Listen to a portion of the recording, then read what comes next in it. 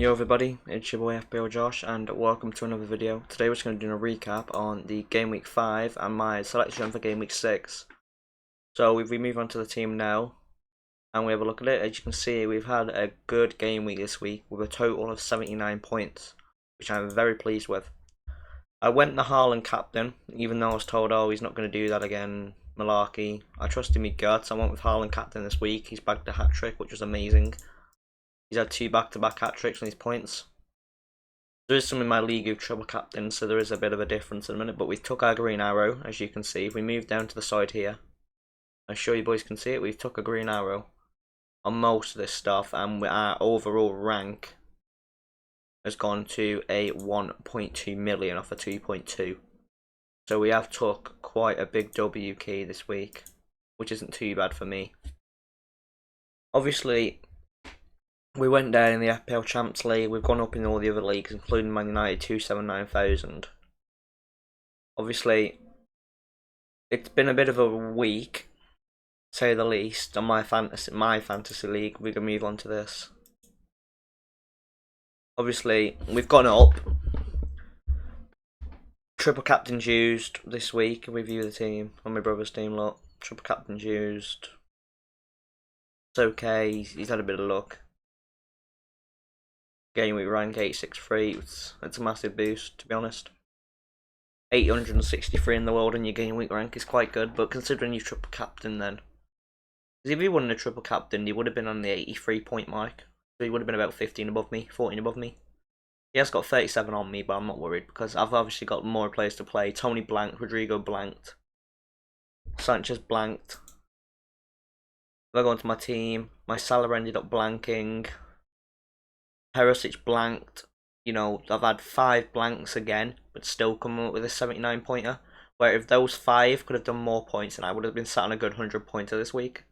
Salah would have kept the clean sheet. Perisic would have kept the clean sheet. Sanchez would have kept the clean sheet. And Tony would have scored 1, and Rodrigo would have scored 1. I would have been looking at a 100 pointer, but you can say if buts and maybes. It was a good game. Perisic, I'm quite sure he's nailed on for the next game. He played 90 minutes. So it seems he's fully fit and he wants him playing. But he's been doing quite good for me. I think he deserves a bonus because he got man of the match. So why he hasn't had a 3-point bonus, I really don't know because he deserves it. But it's been one of them. And obviously last week, if we move to the bench a sec, if I can get it down, there we go. I benched Sanchez for Raya and Raya got 6 points. Don't let me clear my throat. Yeah, it's bad throat today. And Raya got 6 points when I played him last week, and Sanchez got 8. And this week I played Sanchez, he's got 1 and Raya's got 3, so there's a 2-point difference again. So I'm a bit annoyed, to be honest, because I was expecting a clean sheet from Brighton that game. The fact they conceded 2 goals was just shocking. McAllister got a 10-pointer again. Martinelli's come through with a 10-pointer, so all these people that are knee-jerking Odegaard in, don't recommend it. Rodrigo, I've had to transfer out. I'll show you who I've transferred him out for in a minute. Tony, I decided not to move the transfer out this week for Mitrovic. Because in my opinion, I just feel like Mitrovic is a knee-jerk and is an unnecessary move for me. I feel like people will just be bringing him in because he scored a couple of goals, but then people are saying he's consistent to scoring every game. He's not going to guarantee that against the high teams, in my opinion. Yes, he could bag an assist or a goal here and there, but so could Tony, and Tony's got better fixtures, and I go off fixtures. I don't go off knee-jerking and transferring and taking a -4 on him for the sake of it, because I have made 2 transfers this week, and I'll show you in a minute. But for me, yeah, okay, blanked against Everton, disappointing. Crystal Palace I knew was going to be an awkward game. But Leeds and Southampton, Leeds without Rodrigo, Bamford's not back yet, I don't think. It's going to be quite an easier fixture for Bamford. Plus, Tony's on penalties too. And he was consistent last game. Crystal Palace are a good team. I don't rank Crystal Palace as a bad team, which is why I decided to make the transfer I did. And I'll show you that in a sec. For someone else, but yeah, it's been a good week. People have been knee-jerking Salah. I said, look, don't get rid of Salah. He'll do something this week. He's gone back 2 assists, so I'm quite happy with that. Martinelli's had a 10-pointer. Cancelo's had a 12-pointer. Haaland's popped a 34. If I would have had Haaland captain last week, then I would have been in a total different situation. I would have been on 340 points and been in the top 3.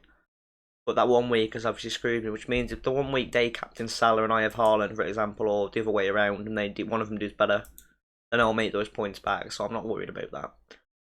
But for me, I'm starting Sanchez next week again. I prefer Sanchez's fixture, to be honest with you.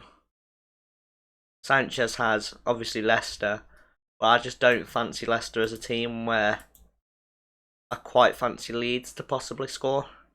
Southampton, obviously, I'll play him. Arsenal will be benched for Sanchez. Whether I'm going to switch Tony to Mitrovic that game and go straight back into Tony for Bournemouth, then switch to Mitrovic because they have Newcastle.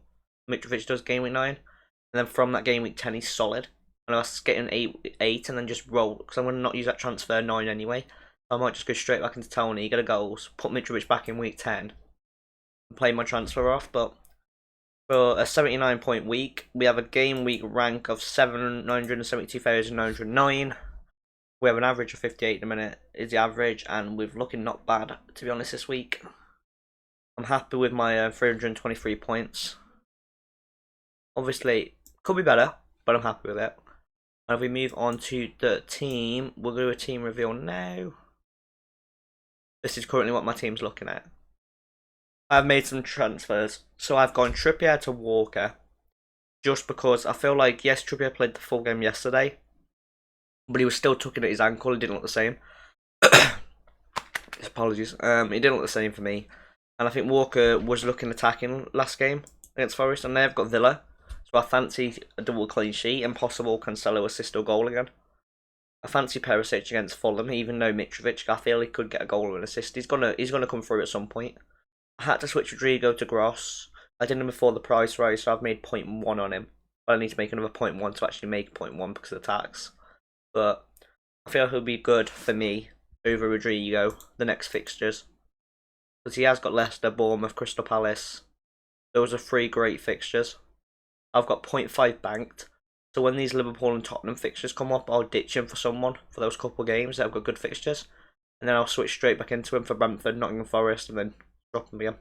But it's going to be a whirlwind of just trying to move players in, move players out. But I had no choice but to transfer this week. I have got Saliba, who could always go on for Grob those games that he's got the tough fixtures, because I'm quite sure Saliba's got a nicer run. 9, 10, 11's bad. 9, 10's bad, but 11's good. 7, 8's great. Brentford, Everton. I'm not going to give Averman to Man U. I don't think I fancy him against Tottenham or Liverpool, but like I said, I've got 0.5. Perisic is going to be moved out next week. That'll be my most concerned transfer. He's probably getting Perisic out, or maybe holding him, depending on who he's got game week 8. Because he has got Leicester. So what I could do is put Saliba in next week, hold Perisic out, put him in against Leicester, transfer him out that week, or bench him for Andreas, and try and work something out with Grass out, and then have him against Brighton and Everton. It's because I do fancy him against Everton. It's just tough of who's going to play when, predicting how the scores are going to go in the games. That's what's the tough part at the minute. Obviously, Man U have got Leicester tomorrow. Not Leicester tomorrow, sorry, Leicester today at 8 PM. So I'll be going down and watching that at 8. So hopefully we win again, which will get us up the top 5.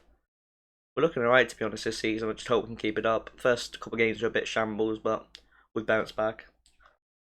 Obviously, Forest fans in this house, there's 2 Forest fans, so they're not happy with the 6-0 result, but I'm not annoyed because Haaland's back to 3 goals and Cancelo's back to beautiful goal. Which I did say in my comments the other day when someone asked me if Cancelo was a bad captain. I said, yes, Cancelo's a good captain. He's not a bad captain, but I prefer Haaland. But to be honest, there was a 5-point difference. So it's not like you've muddied yourself if you have captain Cancelo. As long as you've still got Haaland, you've not muddied yourself, to be honest. People who are knee-jerking Cancelo out, they're going to regret it. People who are all transferring Salah out are going to regret it. Tony, not so much, but people are transferring him out this week more, and then he'll go and bag at some point. I've got faith in him. I think for me, people are still transferring out Alexander-Arnold this week, which is dumb that people are getting rid of him and Robertson ahead of Everton. Why? Why would you do that to yourself? It's going to be the same situation as Bournemouth. He'll go and bag a couple of goals or an assist and he'll play great. I still back Haaland against Villa. Salah will do good, yeah, but I can't not back Haaland. I don't want to go into Salah for then Salah to blank again and then me be fuming. It's going to be the main problem. And I think people will be backing Salah, thinking, oh, Haaland's not going to play again, whatever, but I might be a late switch into Salah possibly for my captain, but I'll talk more on that in the next video. But Jesus, again,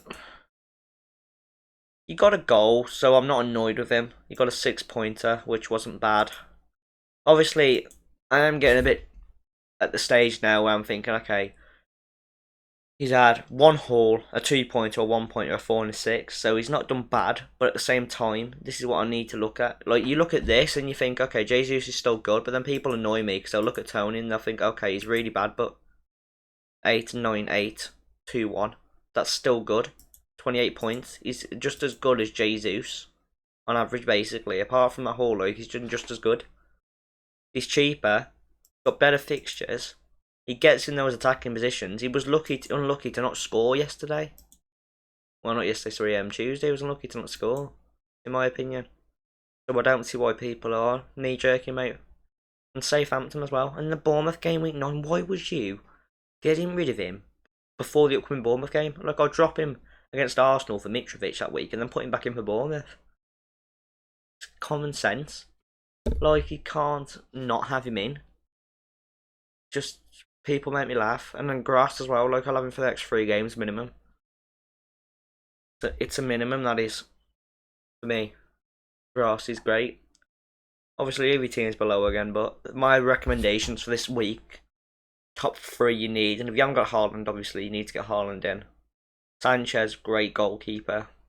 I think he's great. And Raya this week. Those are my 2 favourites. Saliba or any Arsenal defenders. I'd be benching your Arsenal defenders. I am a Man U fan, so it might sound like I'm being biased, but honest to heart, I'm not being biased. Loads of other people have said the same thing. Man U will score that game and Arsenal will concede. Arsenal will win. I'm a Man U fan, I'll sit here and say Arsenal will win, but I think we'll score. So I think it's not a guaranteed clean sheet for me, so I'm not going to risk it. Neither's Fulham, but I fancy Perisic for more attacking returns than Saliba. And obviously, Cancelo, Walker, I'm thinking clean sheet, and obviously Sanchez and Arnold, so I might be looking alright. Maybe some attacking returns on Arnold and Cancelo would be nice. I think Arnold will get attacking returns. Walker could get attacking returns and Perisic would too. So it's like there is 4 that are capable of attacking returns at my back line, which is nice. Ross hopefully gets me some attacking returns. Tony, I'm praying he gets me some attacking returns this week. Otherwise, I'll have to re-evaluate my situation and maybe look at getting rid of him soon. But maybe after that Southampton game, I'm willing to hold, to be honest with Tony. Worst case, I have to put Andreas on or something and it goes to pot. Obviously, it's a bit of an awkward situation because we are having blanks some weeks. We are getting above points average every week, but we are getting blanks. And when you start getting blanks, it's not nice when you're having like 5 6 players blank a game week and you're relying on 5 players to make your game week up. But if all of my players in my whole team was not to blank every week, then we'd be looking at guaranteed 75 80 points a week minimum, in my opinion. So the fact that we are going in a bit of a steady one this year is a bit of an awkward situation to be in, but I think the fact I'm only like 80 behind the tops and all the tops have used their bench boost on a triple captain.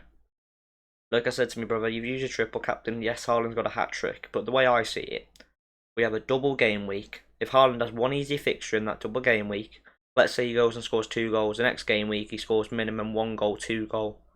Because your bonuses and the fact you've got him triple captain both week, you're still going to get more than that hat trick. If he gets a hat trick between 2 games, you're still going to get more points. And then what happens if he goes and scores 2 goals in each game, plus the bonus, plus his minutes? You know, that's 2 goals in each game, there's 24, right, for both. Then you've got his minutes, there's 30 each game, minimum already. And then you've got his bonus, there's 39 each game, that's a 78 pointer. Compared to that extra 17 points he's got, I'll be making like an extra 47 points. So it's worth it for me by a mile. Well, I say 47, it's more like 43, but that's if he scores 2 goals a game. He could score more than 2 goals a game pretty easily, especially what happens if you have a like game 25-28. You're going to see Everton, your Nottingham Forest, your Bournemouth fixtures, and that's when Haaland would really shine on that triple captain for that double game week. So for me, it's just not worth it. And bench boost is a weird one. You want to do it when there's like 5 game weeks, but your whole bench is playing. There's like only 5 games in the 1 week, midweek, and they're all got easier fixtures, you bench. So you want to just roll it when they've got easier fixtures. And then the others are playing on the weekend, if that makes sense. So like you've got a mid-game week and weekend games in 1 week, which is like your double game week. But there'll be 2 double game weeks anyway. Bench boost is always a hard decision. There's no right or wrong time to play it. Same with free hit. I played my free hit early, but there's not really a wrong or right time to play that. I think I did cock it up a bit this year, but I had no choice because of injuries and I didn't have enough transfers. I didn't want to take a -12. So I thought it's better using my free hit. I might get me down to 15 points in the long run. Why some people will use it late, but I can make them up through the year, so I ain't too worried about that. I'm really happy this week, to be honest. As much as I'm being down my only league a little bit, I'm really happy with 79 points. Remember, guys, it's 10 on Saturday now. It was 11. They have moved it to 10. I don't see why they've done that, but yeah, it's a weird one. To be honest, my team's going to be staying like this for now. Maybe Salah captain last minute, but it should be Haaland. I'll do a video before the deadline. I'll get up at 8:30, make a video, do it before the deadline and post it out in the coming week. But yeah, this is obviously my team now. I think the only things I could do is maybe when I get 2 free transfers, I'll hold the next 2 transfers next weeks. I could probably go Tony to Mitrovic and Grob to Bernardo Silva is a possible move, but then I'd have to get Walker out within the next coming weeks, and obviously Perisic, so it's a bit of a tough one. Or I could go into Saint Maximum and Isaac, which could be a ballsy move if Newcastle's fixtures, but I do like the look of Isaac, so he might be on my radar, but Mitrovic catches my eye a bit, but I'm not one to knee-jerk players in or take -4s and transfer and panic for the sake of it. Because I know at some point my players will score and come through, so I don't see the point in panicking. And even if Tony blanks and everyone else in my team doesn't blank, I'll still be happy. You know, Mitrovic could blank just as easy. Isaac could blank just as easy. It's one of them. They all got the possibility of blanking. And it's not worth taking a -4, but then Mitrovic to possibly blank. And I've took like a -2 then. Because I've obviously traded Tony out for a -4 for Mitrovic. If Mitrovic blanks, I'm losing -2 on my score. So what's the point of that? Because Mitrovic ain't guaranteed to score or do anything. So I don't want to risk it. When Tony could still score goals, in my opinion. So it's a great option for me still. I mean, I would look at buying him in. I wouldn't listen to these people knee-jerking if you ask me. Same with Salah. He's had a good week now. People ain't going to knee-jerk him out. People are bringing him back in. Same with Arnold. They got rid of him. He popped the 17-pointer. They're bringing him back in. Now he's had a bad week. They'll drop him and they'll bring him back in after the Everton game if he has a good week. People are dumb like that. There's all these kids on the game and all these people making the same mistakes in a repetitive circle. Knee-jerking players out and then they play good. This is why I don't touch my team. If my team has one bad week, I'll give it another week. Like it had a bad week last week, I've given it another week. He's had a good week. Trippier's had a 0, so I've decided, okay, look, I need to get rid of him and Rodrigo because he's injured. I'll switch him out. But that's holding me transfers, looking at the longer term and thinking, okay, this is the better fixtures for me longer term. Perisic will be out for that City game, but I'll still back these 2 against Tottenham because I could see City keeping a clean sheet against Tottenham and Wolves, obviously. Man United, to be honest, we're good, and it would hurt my heart to keep them in, but I don't see us bloody scoring against City with the way we play bad against City. To be honest, I think we'll struggle against City. Southampton, easy for me. Liverpool's a tough one. That's kind of where I'll have to hold my transfer here and here, and then reevaluate that situation come that game. It might have to be the situation of, okay, you've got a tough fixture here. Try and get some money out of Cancelo into the back line, get a Trippier in, get some good bench players to come on for those couple of weeks, and then reevaluate after you get 2 more free transfers. It's tough fixtures, and I will have to suck it up some weeks with certain players and suck a blank up. But I think Liverpool City, I'd back Haaland all the way. I don't think I would be backing Salah. I think Haaland could get in those situations, but we need to see how he does against those big teams like Spurs. I think Salah against Wolves, I do fancy him more than I do Haaland against Spurs. But then, like, for me, Haaland could still do the same thing again. And I think against Villa, he'll be after that 3rd hat-trick for me. The only player to ever get 3rd hat-tricks, 3 hat-tricks on the spin. And he'll want that. I think he'll want to start and he'll want to play like 70 minutes. And he always gets taken off 70 minutes anyway, so he gets a rest either way. So I don't see why people are assuming and thinking he'll be rested. It makes more sense for him to be rested in the UCL game and play the Prem games. I don't think he's going to play that much in the Champions League, if you ask me. I think he'll play 45 minutes and Alvarez will play 45 minutes. And Alvarez, to be honest, I'll keep my eye on him because if he's playing him on the wing with Haaland, as you saw today, he can score goals. If Haaland's not playing and Alvarez starts and Alvarez scores a couple of goals and Haaland comes on and scores a couple of goals, you've got 2 goal-scoring strikers. Alvarez might be a watchful one for me as a possible out of the blue, get him in, he scores a couple goals kind of thing. But yeah, that's been my team for today, boys, so I hope you enjoyed the video. And if you leave your teams in the comments, boys, and I'll get back to you straight away. But I hope you all have a good day, and I will see you all in the next one. Peace.